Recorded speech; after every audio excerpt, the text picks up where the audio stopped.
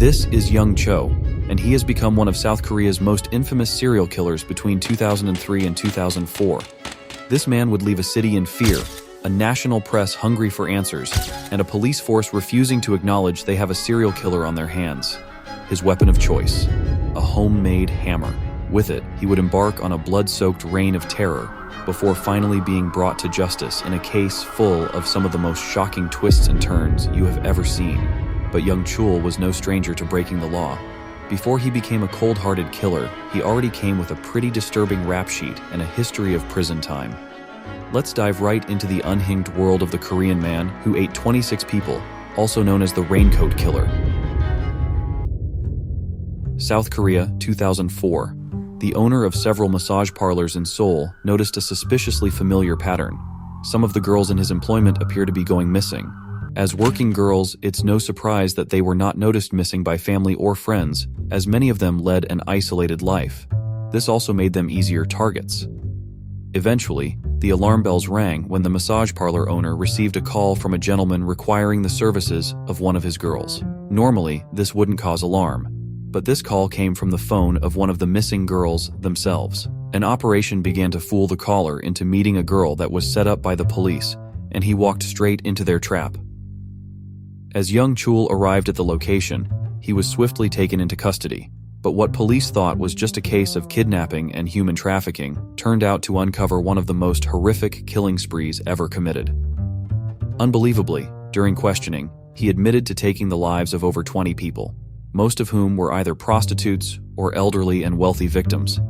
He would eventually show the police where he buried the bodies. What can lead someone to commit such diabolical acts against another person? Well, this story starts when Young-chul was only a child, and his upbringing was not without tragedy, setting in place a series of events that would end up sending him on the path to murder. Young-chul was born into poverty in 1970 in Gocheong and had a difficult early life, with other kids at school mocking him for his family's lower-class status. Because some of his victims were wealthy, it's believed that it was his social status, being poor from a young age, that would eventually lead to his hatred for those who were much better off than him. He and his siblings were also abandoned by their mother early in life, who left them at their grandmother's home one day and never returned. This was until his father took over responsibility for the children and moved them into his home with their new stepmother. But this was no happy home life, as their stepmother was violent towards the children. Then tragedy struck, as Yoo's father passed away in 1985 in a traffic accident, devastating Yoo and the family. From here, Yoo had a real opportunity to turn his life around. In an effort to escape poverty, he decided he needed to work hard and succeed in life. But after applying for art school, he would suffer yet another personal blow as the school rejected him. By 1988, he would eventually settle for a technical school that would accept him with the qualifications he had. However, instead of studying hard, he discovered a new way to make money fast by indulging in a life of crime. It seems crime was not something Yoo was very good at, as at only 18 years old, he was caught stealing from a neighbor, and a wealthy one at that. Yoo was sent to a juvenile detention center, but the punishment didn't end there. Because he could no longer attend the technical school, he flunked his classes and failed the course. From here, his crimes escalated rapidly, stealing more expensive items, cash, and eventually progressing to cars. But in a pattern that would become familiar, he would be apprehended again in 1991 after stealing from his very own landlord. This time, he would face prison, where he would spend 10 months inside contemplating his actions. Despite his questionable record, his girlfriend, who worked as a masseuse, would eventually agree to become his wife and have a son together. Instead of enjoying family life, Yoo soon returned to what he knew best and returned to stealing. He was later caught stealing a car and would spend a further 8 months behind bars. It was on his release that he was diagnosed with epilepsy, for which he would spend time in medical care before turning to normal life. But as a newly diagnosed epilepsy patient, would be something he would later use to his advantage. Yoo was no stranger to breaking the law for his own needs. So far, his record was full of theft or similar crimes that didn't really hurt anyone other than insurance companies, of course. But he would leap from petty theft to a sick and twisted individual when he was arrested for selling illegal pornography and was sent to prison for 2 years, only to immediately reoffend on his release and return to a life behind bars for a further 3 years. And through all of this, his wife had stood by his side, raising their son, while he continued to steal and eventually get caught by police time and time again. But she would have enough of Yoo's reckless ways when, in the year 2000, he was found guilty of assaulting a 15-year-old girl and was sent down for another 3.5 years, causing his wife to finally file for divorce. She would do this while she was still inside, claiming abuse and alcohol-related problems. Upon his release in 2003, he would begin a new path of depravity that would send shockwaves around the world and leave a city gripped with fear. Inside prison, Yoo had begun an admiration for a killer by the name of Yoo Young, who took the lives of 9 people between 1999 and 2000. Each of the victims was wealthy, something Yoo appeared to relate to. His hatred for those with money had escalated, and he saw them as the root of his problems. But he had also developed a hatred for women too after his divorce, leaving his mind full of dark and dangerous thoughts.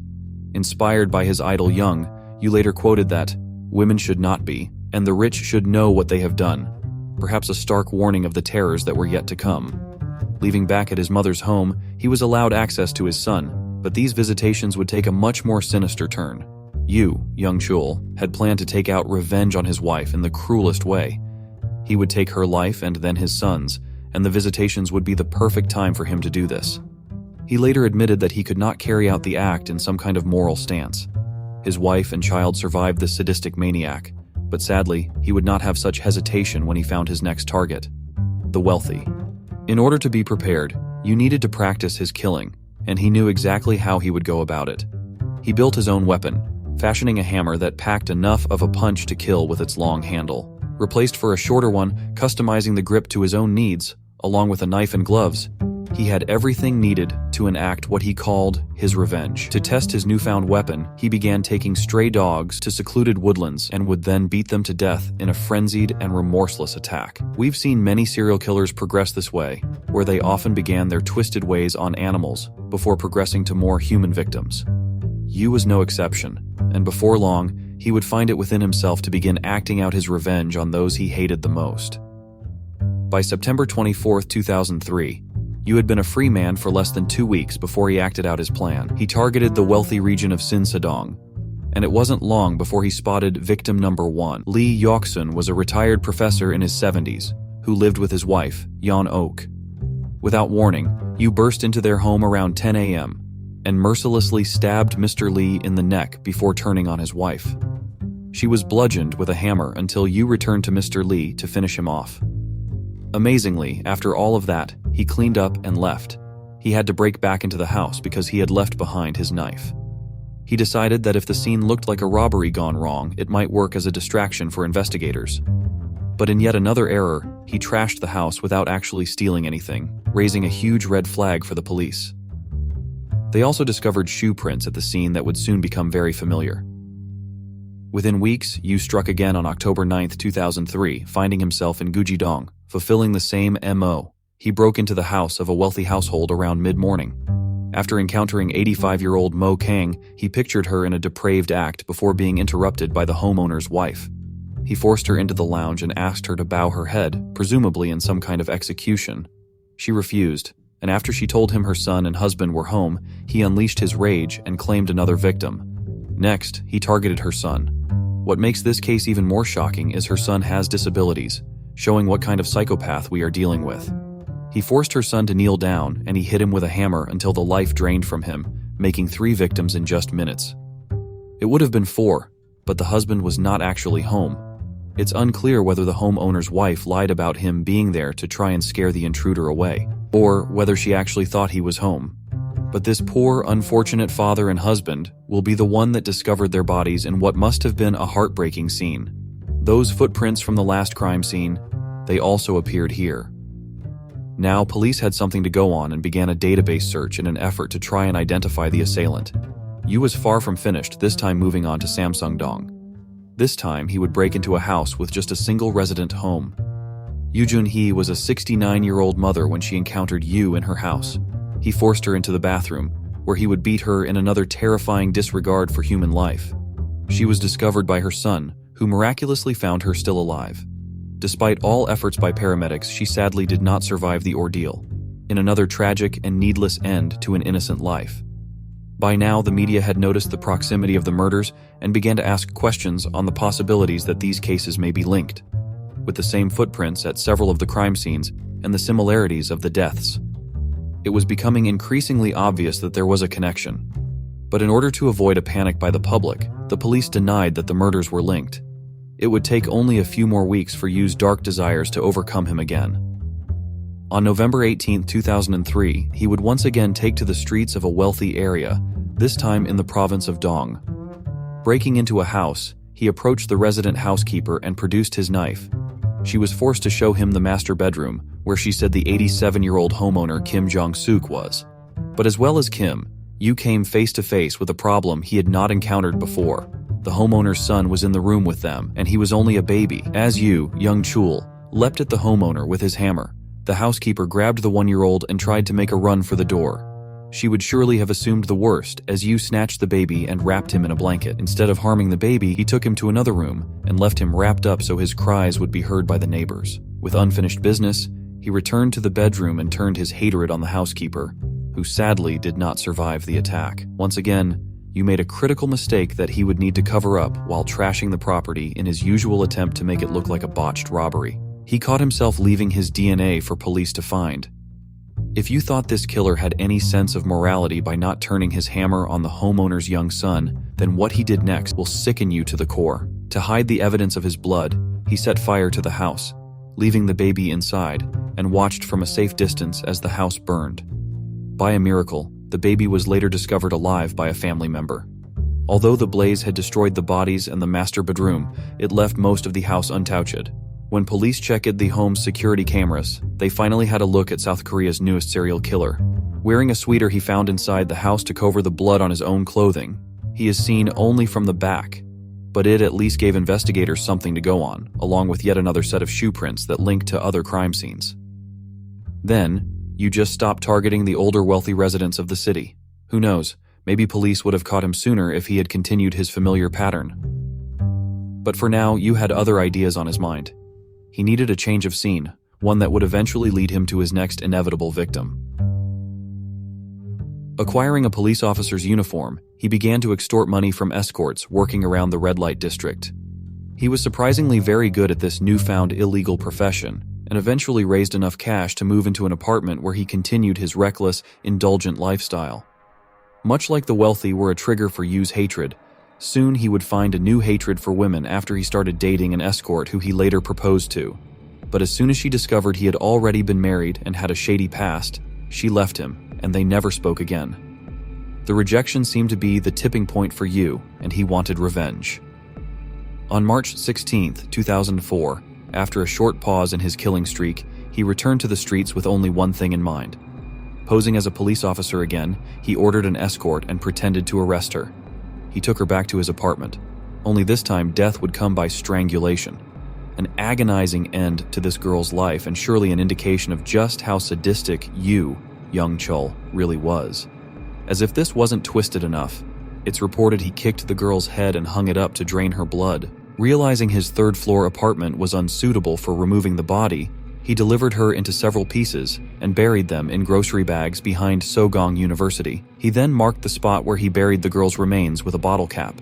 But this was not as some kind of marker so he could return to the spot and admire his own handiwork. Oh no, this was so he didn't use the same spot again for his next victims. Yoo would break his pattern in his next victim, who was neither wealthy nor an escort. He was, in fact, a street vendor named An Jae-sun. After purchasing fake Viagra that didn't work, Yoo put on his police uniform and arrested the vendor for breaking pharmaceutical laws. Using the vendor's very own van, he drove them both to a nearby spot. If An Jae was suspicious of being taken away in his own vehicle, then he didn't have much time to act on it. He was stabbed in the head and neck, but in the struggle to survive, An Jae injured Yoo, who then retaliated with his hammer in a frenzied attack, killing An Jae with over 20 blows to the head. With traces of his own DNA in the victim's van, he had no choice but to destroy the evidence by burning the van along with the body and perpetrator's DNA in a nearby car park. He would set his targets on the escorts of the red light district once more, and with it began a short but shocking killing spree that would take many more lives and leave many families grieving for their loved ones, slain by an unremorseful psychopath. This time, he would call escorts to his apartment and bludgeon them one by one before dismembering them and burying their bodies, topped with a bottle cap to avoid digging there again. He would follow this pattern with his next 9 murders until one massage parlor owner began to notice the strange disappearances. It appeared Yoo was not the best at planning ahead, which had led to many of the mistakes he had made in the past. And this would eventually lead to his downfall. Many of the parlors that the victims worked at were all owned by the same man, and he was missing a girl who had left to see a client. He asked around other parlors, and it became obvious that something was very wrong as a list of missing escorts grew. He also discovered that the same phone number had booked girls at 2 different parlors, and both had gone missing. Not only that, the number used was from a phone that was owned by one of the missing girls. Fearing the worst, he called the police, and together they concocted a plan to try and snare the culprit, assuming the girls were being kidnapped. Sure enough, that very same phone number called back, and the plan was put into action. The escorts arrived at the agreed meeting point, and right at the moment it looked like they might have their suspect, Yoo called the girl back and canceled the appointment, citing the reason that the girl was too tall. This makes sense when you look at the way Yoo killed many of his victims. Even the victims themselves reveal much about the mind behind the man. He often made his victims kneel, displaying signs he liked them to be submissive, much like the way he chose his targets, thinking they would be easier to overpower, unsuspecting escorts and the elderly or frail. By being confronted with a tall girl, he would have felt less control, and so he called it off last minute. But it would not take very long before they found the ideal girl to play the part, and he took the bait perfectly. Before you could act, he was surrounded by police. He was found to be desperately chewing something, which turned out to be the calling cards of several escorts and his phone. It matched the very phone the police were looking for. However, when they got the suspected thief and kidnapper into an interrogation room, what he revealed to them was way beyond anything they could have ever expected. He was taken to the Seoul Metropolitan Police Agency, where he was asked what he had done with the girls. He denied kidnapping and selling them, but revealed to the police that he was, in fact, responsible for the murders he committed in the wealthy community. Police were unsure of the confession and didn't believe him straight away. To shock the detectives into action, he told them he had killed over 20 people, starting with a murder in Sinsadong and finishing with a murder of an escort just days before his arrest. Whether you fully planned his next move is unclear, but using his epilepsy to his advantage, he faked a seizure. Amazingly, officers actually released him from his handcuffs and then left him alone with the door wide open, believing he was incapacitated. This failure of proper care allowed Yoo to escape, where he made his way home and began to destroy evidence. Strange how he would admit to the murders only to try and destroy evidence of them, but it's clear by now that this individual is extremely unhinged and perhaps not thinking straight. He was spotted by a police officer within 12 hours of his escape, and once again apprehended. And this time, there would be no escape. Although he changed his story several times, he did claim to have eaten the organs of several of his victims. This was never really proven for sure, but some of his victims were found to be missing organs, so this sordid sick claim may just be true. Yoo agreed to take police to the bodies of his victims, and it was during this time that he earned the nickname, the Raincoat Killer. You see, the term was used more internationally than in South Korea. The reason was that he was paraded around the sites where he had hidden the bodies, his identity disguised by wearing a large yellow raincoat.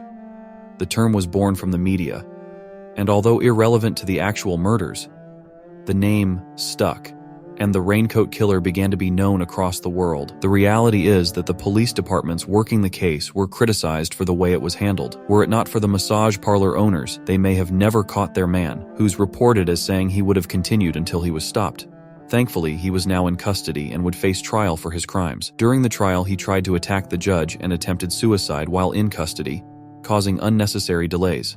Then, while back in court, he tried to attack a spectator and showed no remorse towards the families of those he had killed.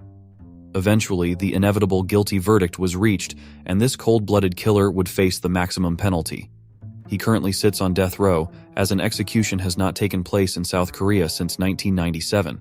In fact, right up until this case made the press, the public mood was near to abolishing capital punishment. This series of grisly murders and total disregard for human life angered the country, and the penalty remains in South Korea, even if many may never see an execution. This case sent shockwaves across South Korea and remains one of the worst, if not the most disorganized series of murders to have ever happened. But even if Yoo Young-chul never faces an execution, we can sleep better knowing he will spend the rest of his natural life inside a prison cell. Let me know what you think of this case in the comments, and don't forget to like and subscribe to keep up with the world's most disturbing crimes.